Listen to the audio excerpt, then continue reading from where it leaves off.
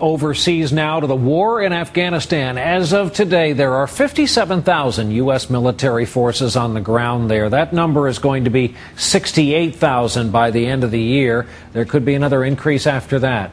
Great Britain is in this war with the U.S. side by side as they were in Iraq, but the Brits have lost more soldiers in Afghanistan than they lost in Iraq. And today in the U.K., they were mourning a terrible loss. NBC's Stephanie Gosp reports. War in Iraq and Afghanistan have made this a familiar scene in Britain, but there are almost never this many coffins. The 8 victims of the British military's deadliest 24 hours in Afghanistan were all young, 3 of them just 18. Today, the flag-draped coffins wound their way in a single procession through the market town of Wootton Bassett. For 2 years, this small community has paid accidental witness to the high price of war.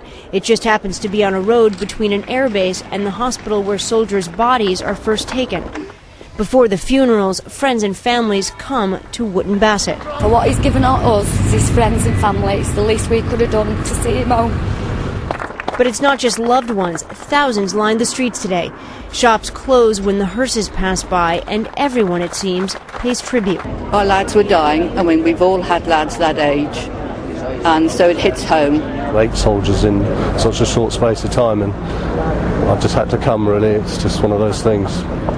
All 8 were killed in an ongoing offensive in Afghanistan's violent Helmand province. More than 8,000 British troops are on the ground. In the last 10 days, 15 have been killed. In opinion polls, Britons are split down the middle over the war, but a majority worry that their troops aren't well equipped. There's a lack of helicopters, and critics say that many of their vehicles are unsafe. Today in Wootton Bassett, support for the soldiers seemed unwavering. But if the processions of coffins get any longer, support for the war may not be that certain.